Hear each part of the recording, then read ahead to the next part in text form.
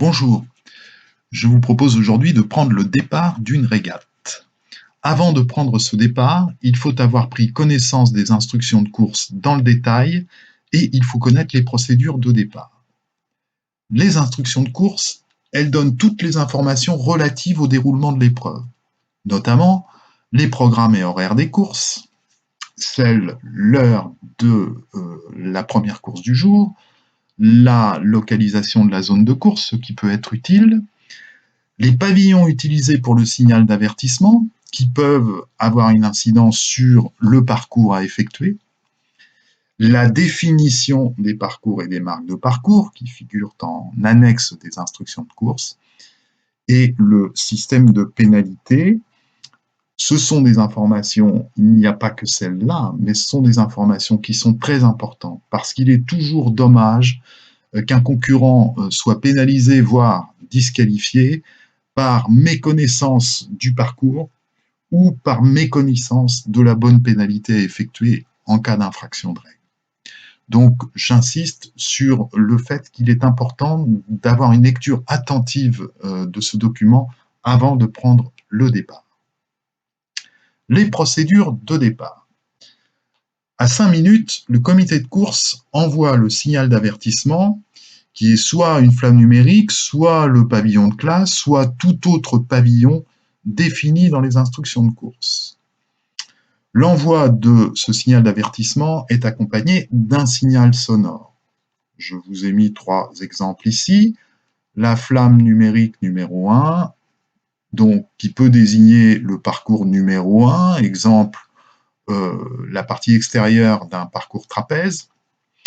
La flamme numéro 2, qui correspond au parcours numéro 2, qui peut être le parcours intérieur sur un trapèze, ce qui est le cas quand plusieurs séries courent sur le même parcours et se répartissent sur ce parcours, ou bien un pavillon de classe, ici les 470, qui peut être une manière de convoquer les différentes séries lorsque il y a des départs successifs sur le même parcours. Ici, nous avons donc un départ à 5 minutes. Le comité de course a envoyé la flamme numérique, accompagnée d'un signal sonore. Nous voyons la flotte qui se rassemble autour de la ligne de départ, sans qu'à 5 minutes, d'ailleurs, il y ait une obligation quelconque de se tenir au-dessous de la ligne. À 4 minutes, envoi du pavillon préparatoire. Donc, les pavillons préparatoires les plus fréquents sont le pavillon P et le pavillon I, et aujourd'hui on s'arrêtera à ces 2 pavillons, le plus courant des 2 d'ailleurs étant le pavillon P. Donc ils sont envoyés à 4 minutes, ils définissent la manière dont un bateau devra réparer s'il se trouve au-dessus de la ligne à partir de la minute. Donc, si on est sous pavillon P, le bateau doit revenir entièrement au-dessous de la ligne, quel qu'en soit le chemin, mais il peut surtout descendre directement au-dessous de la ligne. Lorsque l'on est sous pavillon I, le bateau doit revenir en dessous de la ligne, mais en passant par les extérieurs de la ligne de départ, c'est-à-dire au-dessus, en faisant le tour au-dessus de la bouée de bout de ligne ou au-dessus du bateau comité. Donc ici, nous avons une procédure de départ à 4 minutes, envoi du signal préparatoire. Donc le bateau comité envoie l'un de ces 2 pavillons, pas les 2 en même temps bien évidemment, accompagné d'un signal sonore. Il n'y a toujours pas d'obligation de se trouver au-dessous de la ligne à ce moment-là. Ensuite, à 1 minute, on aura l'affalée du signal préparatoire, et là, à la minute, les bateaux doivent être au-dessous de la ligne. Si ce n'est pas le cas, un bateau doit se conformer au pavillon préparatoire. Comme je l'ai dit, pavillon P, on descend directement au-dessous de la ligne. Pavillon I, on se descend au-dessous de la ligne, mais en faisant le tour par les extérieurs. Enfin, à 0 minute, affalée du signal d'avertissement et top départ. Donc ici, dans la minute, nous voyons que le signal d'avertissement est toujours envoyé, mais on a affalé le signal préparatoire, l'un ou l'autre. Ici, nous avons le bateau noir qui est au-dessus de la ligne, qui redescend au-dessous de la ligne directement, ce qui sera conforme si il s'agit du pavillon P, ça ne le sera pas s'il s'agit du pavillon I, parce que si c'était le pavillon I, il aurait fallu qu'il fasse le tour par-dessus le comité de course. Ici, il est également au vent de toute la flotte, il est donc soumis à la règle 11 de se maintenir à l'écart de tous les autres bateaux, ce qui pour lui est une obligation. Top départ, on n'a plus de pavillon sur le bateau comité, il y a un signal sonore, notre bateau noir a réussi à redescendre entièrement sur le côté pré-départ, donc pas de souci pour lui. Par contre, en bout de ligne, le bateau gris est au-dessus de la ligne.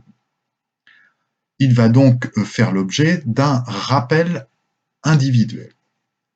Alors, quand un bateau est au-dessus de la ligne au signal de départ, le comité de course envoie le pavillon X, qui est ce pavillon-là, et le concurrent dispose de 4 minutes pour repasser la ligne, toujours selon le signal préparatoire. Ce qui prévaut à partir de la minute est également applicable après le top départ, c'est-à-dire que sous pavillon P, le bateau doit redescendre directement en dessous de la ligne, sous pavillon I, il doit faire le tour par les extérieurs.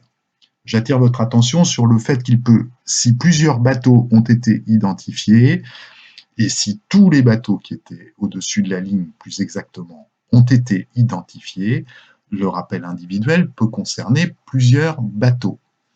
L'erreur serait de se dire un peu facilement que le bateau qui est devant moi de 30 ou 40 cm est forcément celui qui est concerné par le rappel individuel, et pas moi. C'est à chaque concurrent de savoir s'il est au-dessus ou au-dessous de la ligne au moment du top départ.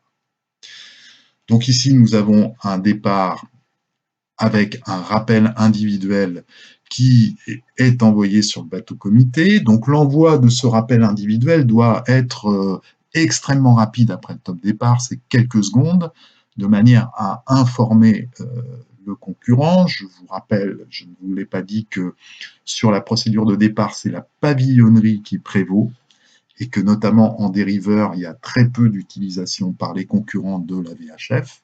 Donc il faut être très très attentif à la pavillonnerie en cours sur le bateau comité. Ici, nous sommes sous pavillon P. Il suffira au concurrent de redescendre sous la ligne, ce qui n'est pas très simple pour lui, parce que il va débrider son bateau, donc prendre de la vitesse. Les autres bateaux sont établis pour prendre le départ. Il est bâbord, l'ensemble de la flotte est tribord, il doit se maintenir à l'écart, et il est de surcroît soumis à la règle 22 de ne pas gêner les autres bateaux pendant qu'il redescend au-dessous de la ligne. Donc sa manœuvre doit être extrêmement précise et respectueuse des règles. Rappel individuel sous pavillon I, là le bateau doit redescendre au-dessous de la ligne, mais en faisant le tour par l'extérieur, c'est-à-dire que ici le plus simple pour gris est d'enrouler la bouée de bout de ligne et de redescendre en dessous afin de prendre son départ. Lorsque le comité de course n'arrive pas à identifier tous les bateaux qui sont au-dessus de la ligne, il envoie le premier substitut qui est le rappel général. L'envoi de ce pavillon est accompagné de 2 signaux sonores. Le départ est neutralisé, il va être donné dans quelques minutes. Ici, nous avons un cas classique de rappel général. Donc on a quand même énormément de bateaux qui sont au-dessus de la ligne. C'est assez fréquemment provoqué par le courant qui porte au-dessus de la ligne. Et ici, on a le bateau qui est juste au comité, qui ferme complètement toute visibilité pour le président du comité de course d'identifier les bateaux, tous les bateaux qui sont au-dessus de la ligne. Donc, envoi du premier substitut, neutralisation du départ, et le départ va être redonné.